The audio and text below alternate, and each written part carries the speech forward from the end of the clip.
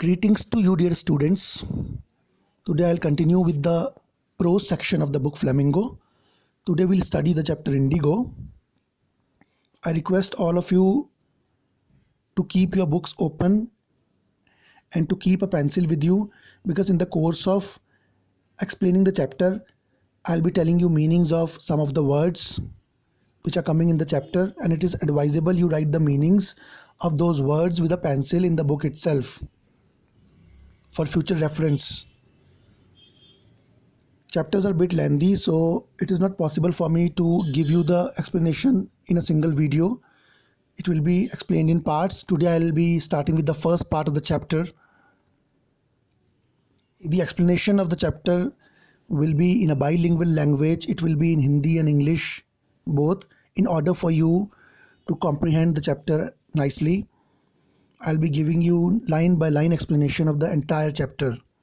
So I request all of you to pay absolute attention to my words while I am explaining the chapter, because the theme and the message of the chapter is quite esoteric. It is not very straight and simple.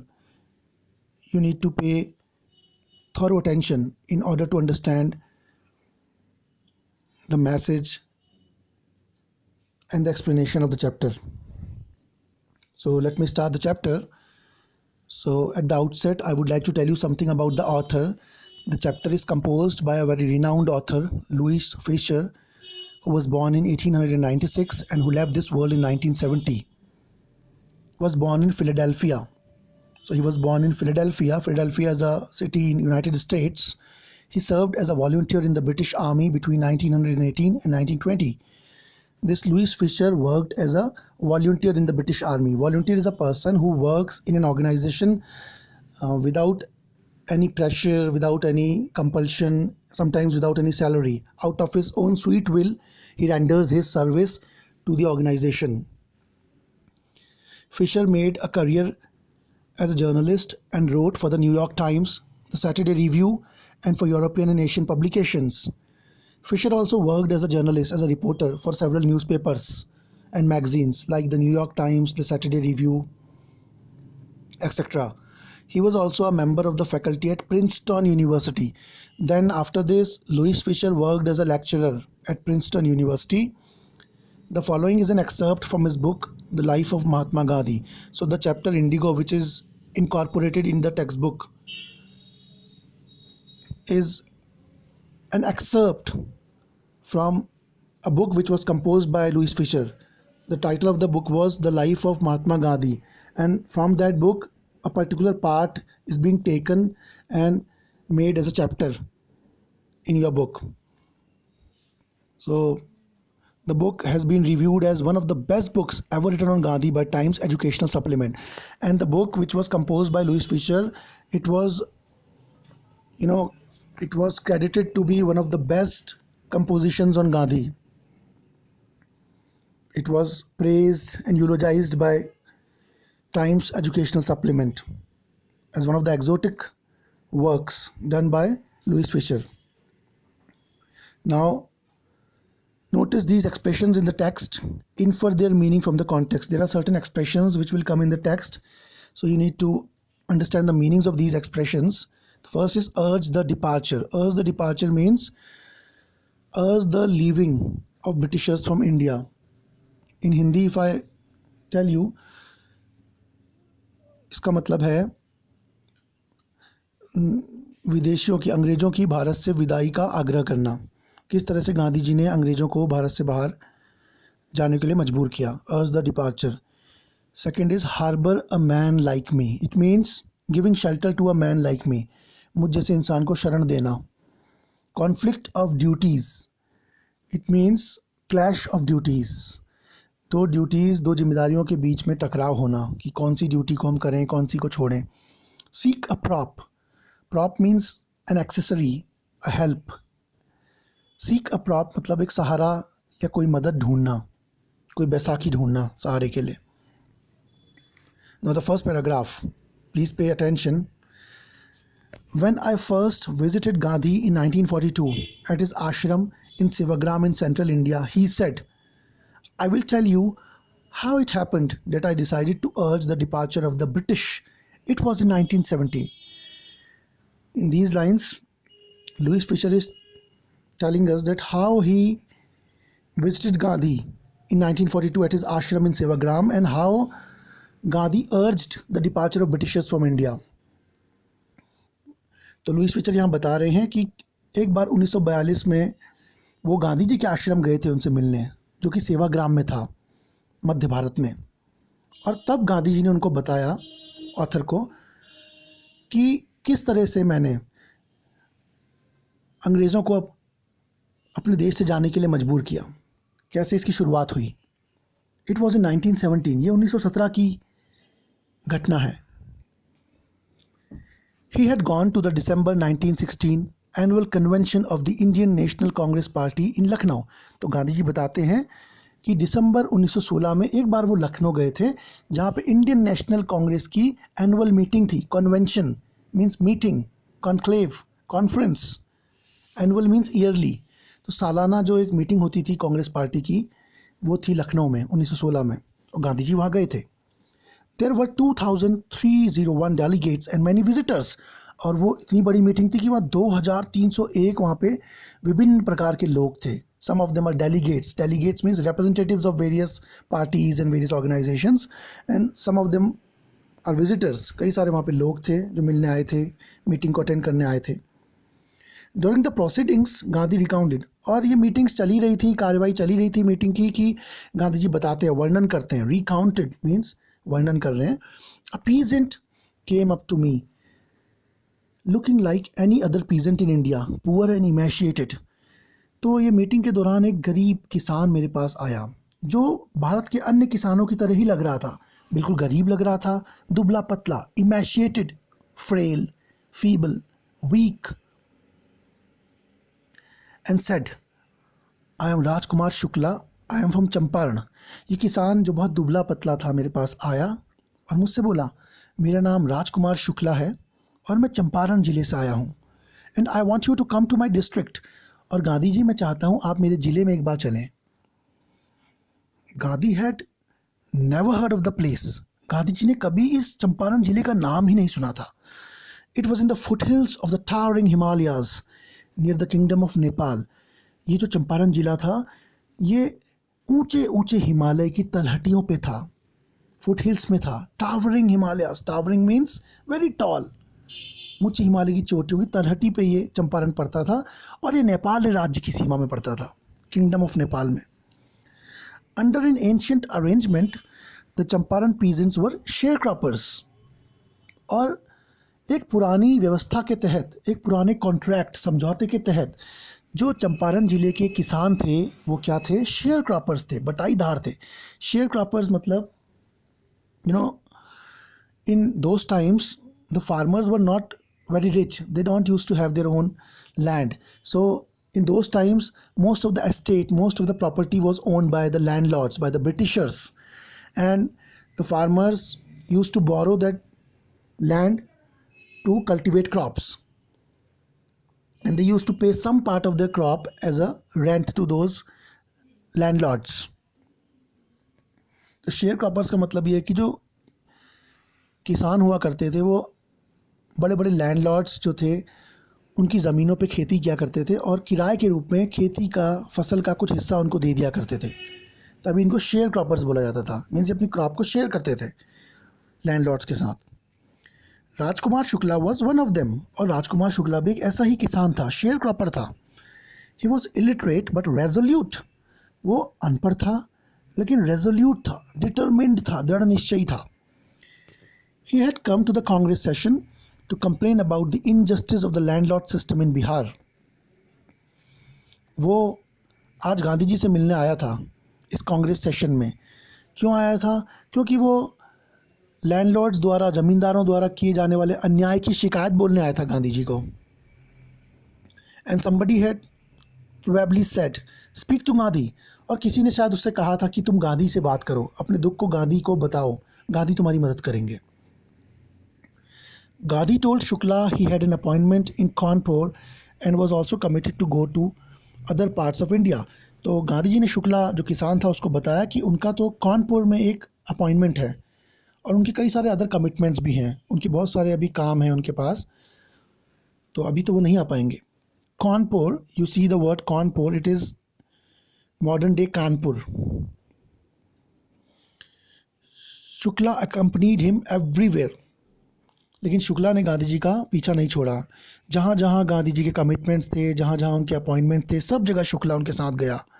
Then Gandhi return to his ashram near Ahmedabad. उसके बाद सब जगह का tour करके, सब जगह अपने appointments करके गांधी जी अहमदाबाद वापस आ गए अपने आश्रम में। Shukla followed him to the ashram, और शुक्ला उनके आश्रम तक उनके साथ आया। For weeks he never left Gandhi side, और हफ्तों तक उसने गांधी जी का साथ नहीं छोड़ा। Fix a date he bagged, और उसने कहा गांधी जी एक डेट फिक्स कर दीजिए प्लीज़ चंपारण चलने के लिए। Impressed by the sharecroppers tenacity and story, Gandhi said, Gandhi ji उसके इस टेनासिटी से, उसकी इस लगन से और उसकी इस कहानी से बहुत प्रभावित हुए, और वो उससे बोले I have to be in Calcutta on such and such a date, come and meet me and take me from there. वो बोले कि मुझे इस तारीख को इस दिन कलकत्ता में होना है, तुम वहाँ आ जाना और मुझे अपने गांव ले जाना। Months past, Shukla was sitting on his haunches at the appointed spot in Calcutta when Gandhi arrived. महीने बीत गए और आखिर वो दिन आ गया जब गांधी जी को कलकत्ता आना था। शुक्ला बेसब्री से उनका इंतजार कर रहा था। He was sitting on his haunches, haunches means he was sitting on his buttocks, ज़मीन में बैठा था जैसे गाँव वाले बैठते हैं, और बेसब्री से उनका इंतजार कर रहा था गांधी जी का, जहाँ पे गांधी जी उसको मिलने वाले थे उस पॉइंट पे। He waited till Gandhi was free, काफ़ी उसने इंतज़ार किया जब तक गांधी जी अपने और कामों से फ्री होते। Then the two of them boarded a train for the city of Patna in Bihar. उसके बाद गांधी और शुक्ला ने दोनों ने एक ट्रेन पकड़ी पटना के लिए, बिहार के लिए, कलकत्ता से। There Shukla led him to the house of a lawyer named Rajendra Prasad, who later became president of the Congress Party and of India। उसके बाद जब वो पटना पहुंच गए तो शुक्ला उनको एक जाने माने वकील के घर ले गया। उस वकील का नाम था राजेंद्र प्रसाद। यही वो राजेंद्र प्रसाद हैं जो बाद में कांग्रेस पार्टी के लीडर बने और हमारे भारत देश के राष्ट्रपति भी बने। Rajendra Prasad was out of town, उस समय राजेंद्र प्रसाद शहर में नहीं थे।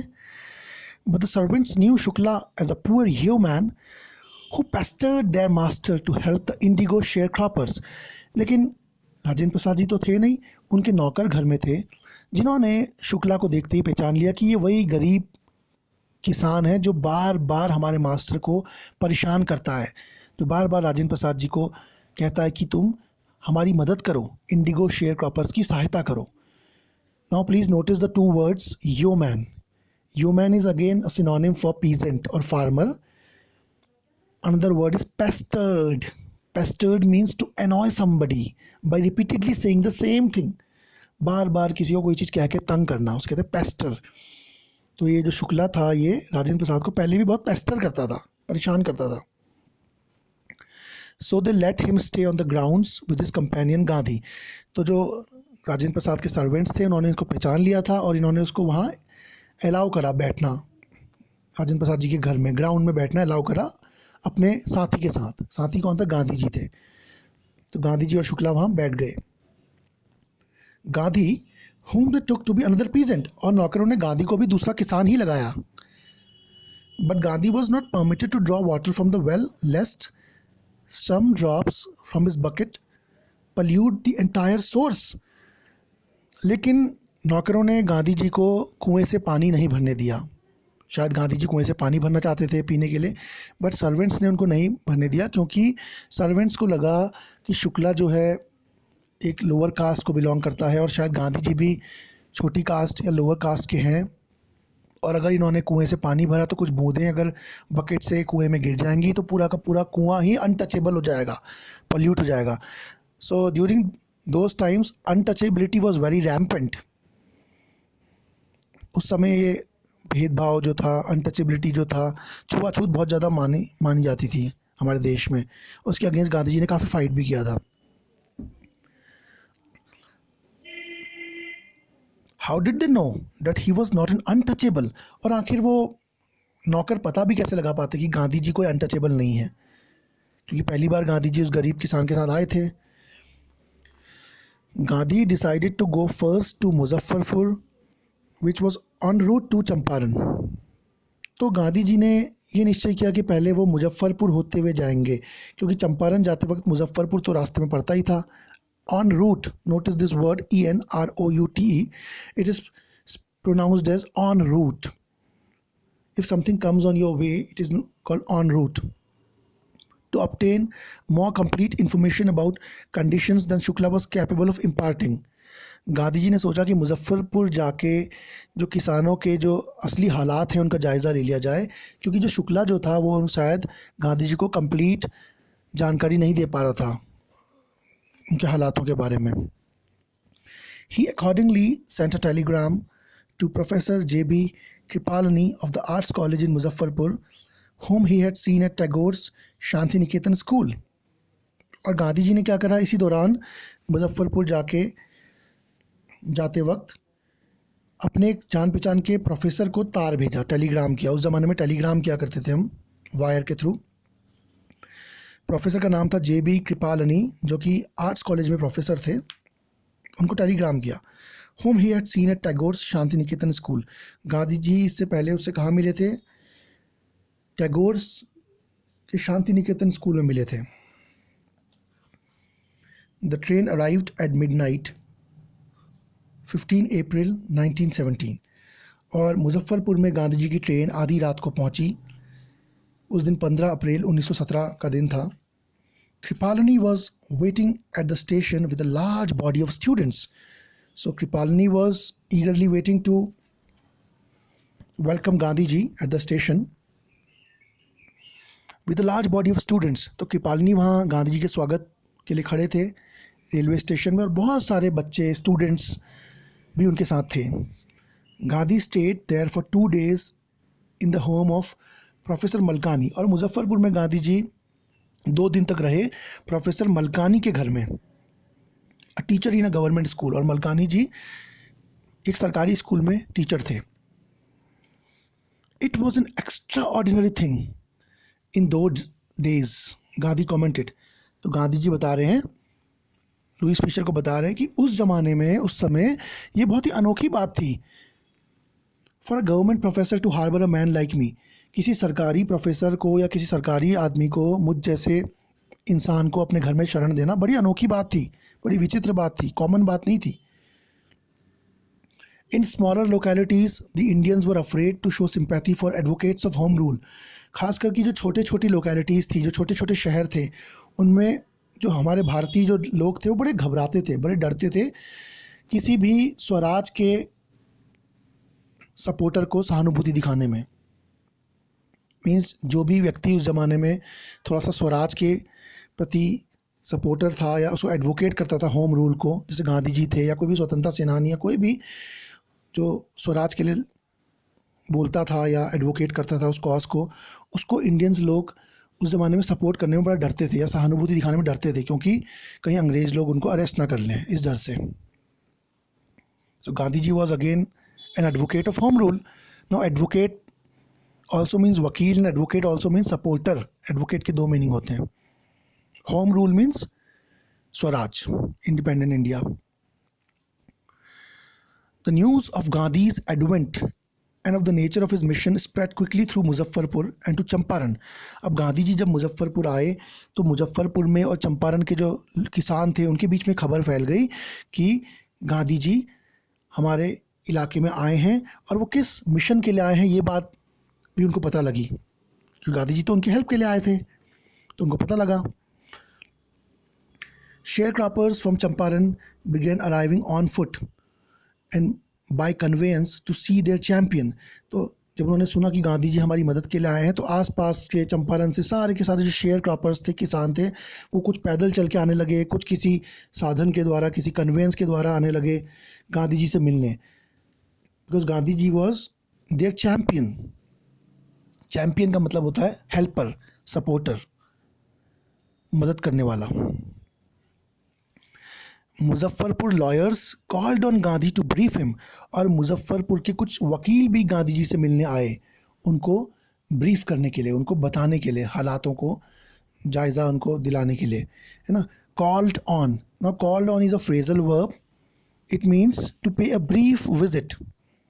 कॉल का मतलब होता है, कॉल ऑन का मतलब होता है मिलना, एक फ्रेजल वर्ब है. They frequently represented peasant groups in court. कुछ वकील जो गांधी से मुजफ्फरपुर में मिलने के लिए आए वो जनरली शेयर क्रॉपर्स की तरफ से कोर्ट में केस लड़ा करते थे, उनको रिप्रेजेंट किया करते थे, गरीब किसानों को कोर्ट में. They told him about their cases and reported the size of the fee. उन्होंने गांधी जी से काफ़ी बातें करी, उनको बताया कि वो कितनी कितनी फ़ीस लेते हैं और कैसे कैसे केसेस वो हैंडल करते हैं किसानों के लिए. Gandhi chided the lawyers for collecting big fee from the sharecroppers. लेकिन गांधी जी ने तो उनको डांटा, वकीलों को. Chided, chided means to rebuke, reprimand, scold, admonish, डांटना. तो गांधी जी ने डांटा कि तुम इन गरीब किसानों से इतनी फीस क्यों लेते हो. He said, I have come to the conclusion that we should stop going to law courts. तो गांधी जी ने उनसे कहा, वकीलों से, कि मैं इस नतीजे पे पहुंचा हूं कि हमको ये जो किसानों के जो केसेस हैं इनको कोर्ट्स में नहीं ले जाना चाहिए. कोर्ट्स में ले जाके तो कोई फ़ायदा होता नहीं है, केवल गरीब किसानों के पैसे ही खर्च होते हैं. Taking such cases to the courts does little good. कुछ फ़ायदा नहीं होता खास कोर्ट्स में ले जाके. Where the peasants are so crushed and fear stricken, law courts are useless. जहाँ पे किसान इतने क्रश्ड हैं, इतने दबे कुचले हैं और इतने डरे हुए हैं, फियर स्ट्रिकन हैं, वहाँ पे कोर्ट्स बिल्कुल बेकार हैं, यूजलेस हैं. The real relief for them is to be free from fear. असली रिलीफ तो किसानों को तब मिलेगा जब वो अपने डर से बाहर आ जाएंगे. तो it's a very important line of this chapter. Please underline this line. So Gandhi ji ने कहा कि असली फ़ायदा या असली बेनिफिट किसानों को तब मिलेगा जब वो अपने डर को जीत लेंगे, वो इनसे डरना छोड़ देंगे, लैंडलॉर्ड से और ब्रिटिशर्स से. So this is a punch line which is carrying punch in the chapter. Most of the arable land in the Champaran district was divided into large states owned by Englishmen and worked by Indian tenants. Arable land. Now what is arable? Arable means suitable for agriculture, cultivable land. तो जितना भी चंपारण ज़िले का cultivable land था, वो ज़्यादा से ज़्यादा कल्टीवेबल लैंड किसके पास था? अंग्रेज़ों के पास था, लैंडलॉर्ड्स के पास था. और बड़े बड़े एस्टेट्स के फॉर्म में, एस्टेट्स मीन्स लैंडेड प्रॉपर्टी, बड़ा पीस ऑफ लैंड को हम एस्टेट कहते हैं. तो बड़े बड़े एस्टेट्स कौन ओन करता था? इंग्लिश मैन ओन करते थे. और उसमें काम कौन करते थे? Indian tenants. Indian tenants means, tenants actually means किराएदार. यहाँ पे किराएदार का मतलब है किसान, क्योंकि वो किराए पे काम करते थे लैंड्स पे. तो लैंड्स तो अंग्रेज़ लोग ओन करते थे, लेकिन उस पर काम हमारे गरीब किसान किया करते थे. The chief commercial crop was Indigo. और सबसे ज़्यादा जो चीफ क्रॉप, कमर्शियल क्रॉप थी जो उगाई जाती थी, वो इंडिगो थी. Commercial crop means a crop which gives us immense income or immense revenue. Britishers used to import this crop, used to export this crop, used to sell this crop through various parts of the world, and they used to get a large sum of money after selling this crop. So they used to sell this crop. So this was the main commercial crop of those times. The landlords compelled all tenants to plant 3/20 or 15% of their holdings with indigo and surrender the entire indigo harvest as rent.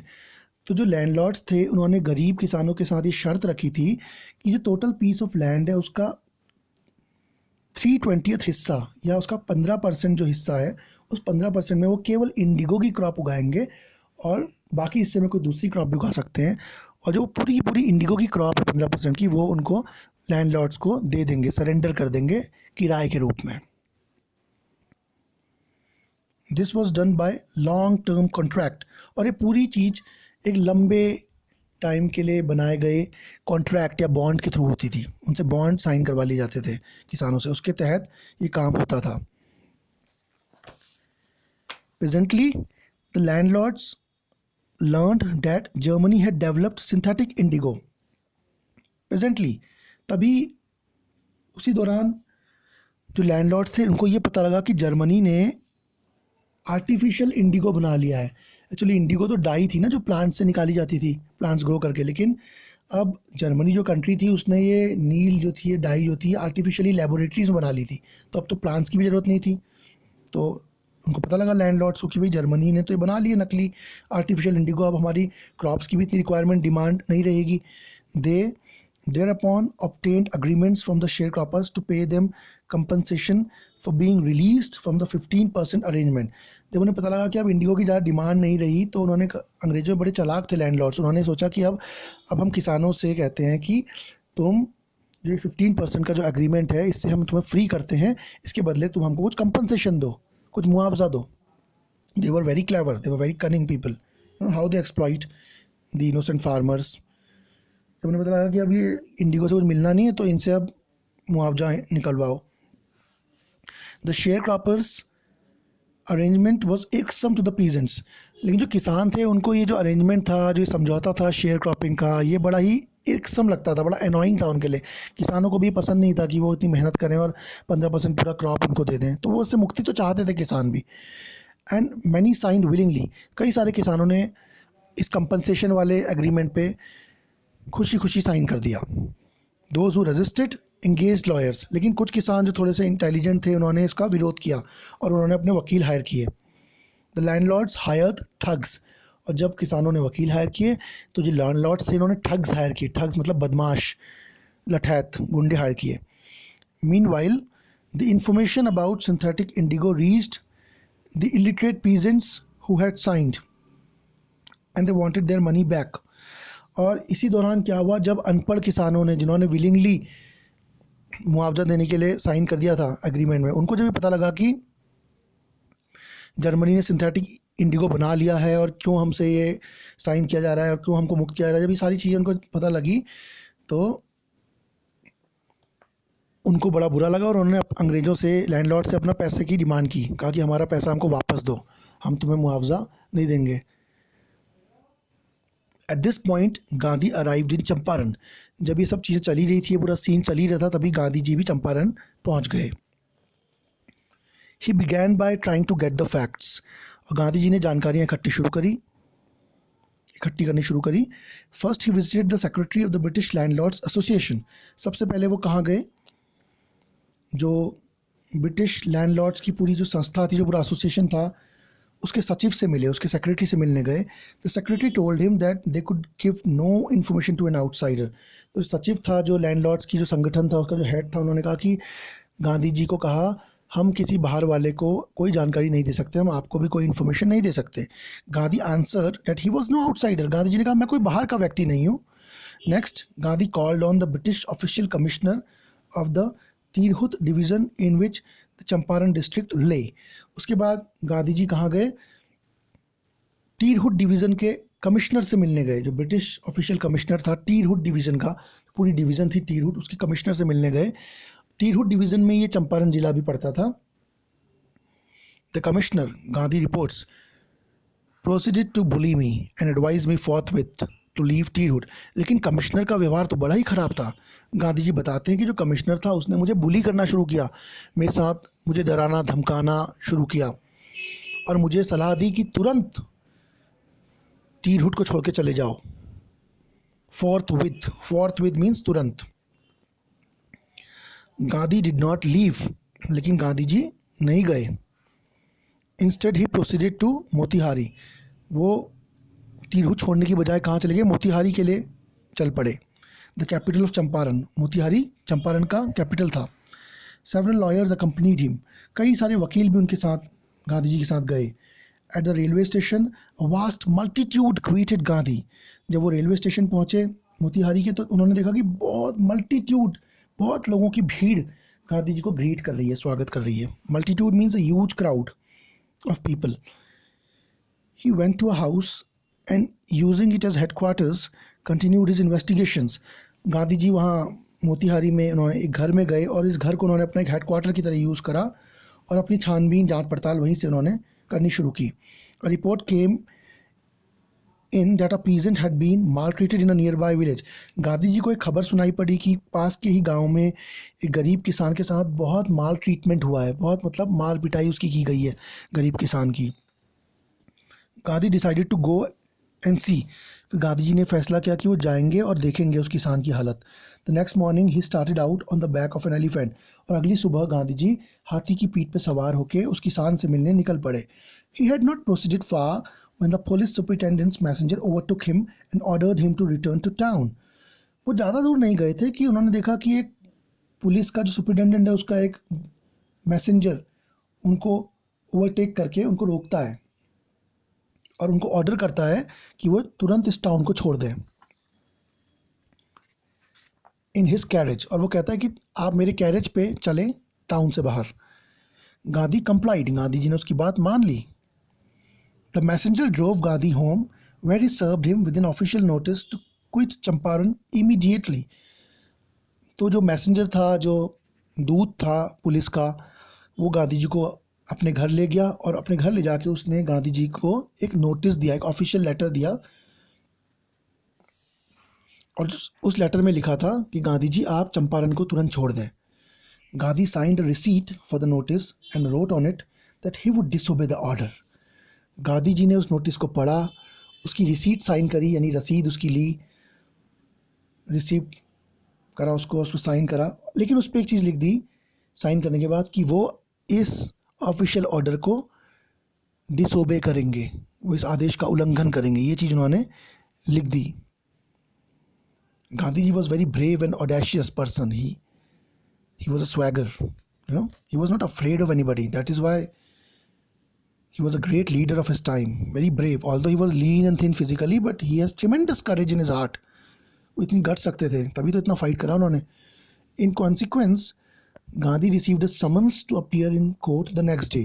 तो गांधी ने जब ऐसा लिख के दिया कि वो इस आदेश का उल्लंघन करेंगे, तो अगले दिन गांधी जी को कोर्ट से बुलावा आ गया, समन्स आ गया. So I think today we should stop our explanation on this point. So I'll continue in part 2, the remaining part of the chapter. Till then, you please revise this. Take care. Bye.